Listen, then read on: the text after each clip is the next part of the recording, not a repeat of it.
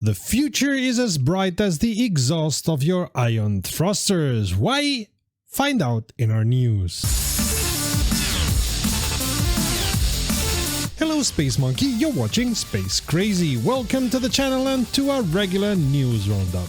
Here you'll find news around any kind of science fiction game, especially if it has to do with space. If something happened last week in your favorite SF game and we missed it, be sure to tell us in the comments and we'll add the game to our list. My name is Serta and I will be your host for this video.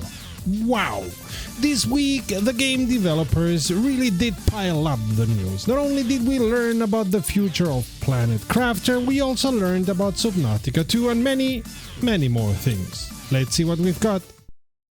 While we're waiting to see where the Forever Winter is going, the newest update introduced a new boss, the Yoruska Field Commander, and a new enemy, the Opal, which seem to be flying robots. To make up for that, now you can throw grenades. There's three types of them: the typical fragmentation grenade, a cluster grenade that hits softer but over a bigger area, and signal scramblers, which block any signal, allowing you to do whatever you want to do with no retaliation if you are gone from the map before the scrambler stops to work. You'll get a set amount the first time. After that, you have to scavenge them or have them manufactured in the innards. There's a new scenario called Mech Trench, which looks as horrifying as everything else in this game, and the Scav girl gets to use a mini rig, which gives her better stealth but of course very limited carrying capacity. Also, you can repair weapons at the weapon repair station using repair tags, which we suppose you need to scavenge, and you can find so-called radar walkers, which give you intel on the enemies when you hack them, and the intel should be good for a couple or 6 hours. You need to hack all three in sequential order, which is randomized every time you enter a map. Seems the only information they give is who is winning the war in that region, which is not really valuable or interesting to us scavs, is it? I get the feeling this game's moving away from the initial scavenge and don't let anyone find you concept, but we'll have to see how it moves forward. Not only have the Planet Crafter developers dropped an update, more about it in a minute, they also have announced they are working on a new DLC, which will be a new planet with a new story and mechanics. They have codenamed it Toxicity. Of course, they don't disclose much else, and I'm sure it's also because they are at the beginning of the development. If the DLC is as good as the Humble DLC, not to speak of the Moons update, I'll gladly pay for it. Moving on to the update, their game engine version has been updated, as has the network package for better network performance.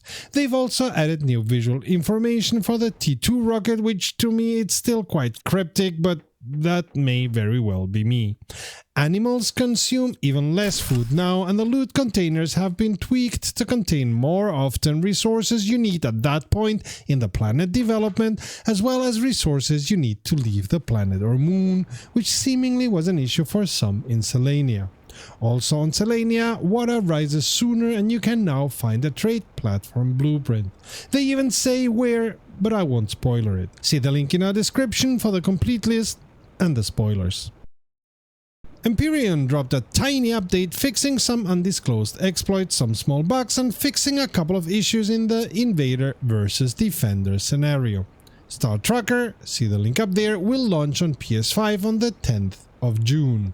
Pixel Starships 2, the sequel to Pixel Starships, will be available as demo on Steam Next Fest from the 9th of June on, and is planned for release on early access in the autumn. We'll have more to say about the game, even in its pre-release version, in a couple of weeks. Watch this space. EVE Online, haven't talked about that one since ever, launched an extensive expansion with the ability to freelance for player-run corporations in missions the corporations themselves have set up. Freelancers can take up to 3 missions at a time and collect ISK, while corporations can post up to 100 missions. Also, 2 new ships, a Dreadnought and a Marauder, have made it into the EVE universe. Nullsec gets 3 upgrade categories from Sovereign Systems, corporations can get a unified visual identity, and there has been nerfing and boosting all around, including the boosting of some graphics.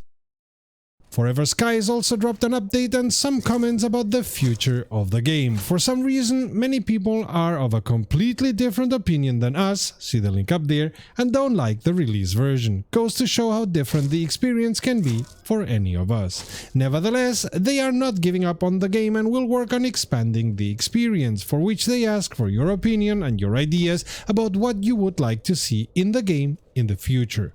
Follow the link in the description for their update notes and the link to their site where you can upvote ideas by others and offer your own ideas. In any case, it seems people encountered technical and performance issues that break immersion, found the environment repetitive, and found some of the mechanics tedious and boring, which are things that developers are going to grapple with in the next updates.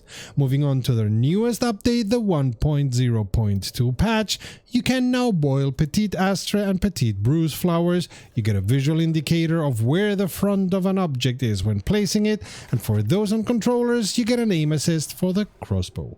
Lore tablets don't spawn again after you've read them, knife animations have been improved, the player damage indicator has been changed, and the cost for building airship parts with fiberglass has been halved while the crafting quantity has been doubled. Also, the stacks of many items have been increased, meaning you can now pile up more of them in one inventory slot. Also, 1.5 tons of bugs, big and small, have been solved. None of them seem to have been boiled though.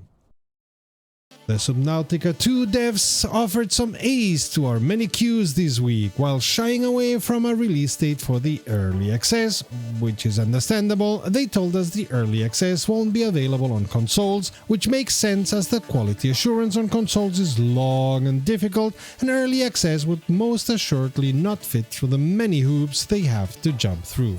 On the other hand, they said crossplay would be available between Xbox and PC, but no word on PlayStation. Also, because it's not been announced for PlayStation at all, mind you. Also, no plans for VR. Truth to be told, I found the VR experience on the first one strange and rather unusable, but that may have been just me. They also confirmed Subnautica 2 will take place in a complete new world, even though I thought they already said that. Also, they don't plan on supporting mods. Well, the first Subnautica did neither, and look what clever mod makers have done with it.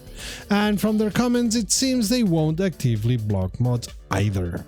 In-game voice chat won't be active at launch, and the devs may or may not add it at some point later. They're still looking into that.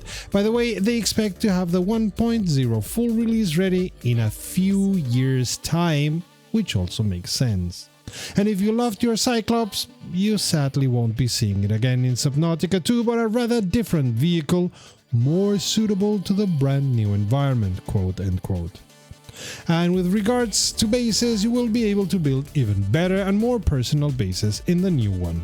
Moving from that to characters, you will be able to customize your character at some point during the early access phase, just not on release. Important for multiplayer and beyond, of course. Speaking about multiplayer, Subnautica 2 will first and foremost be a single player experience you can invite other players to, much like Planet Crafter or Forever Skies, I suppose.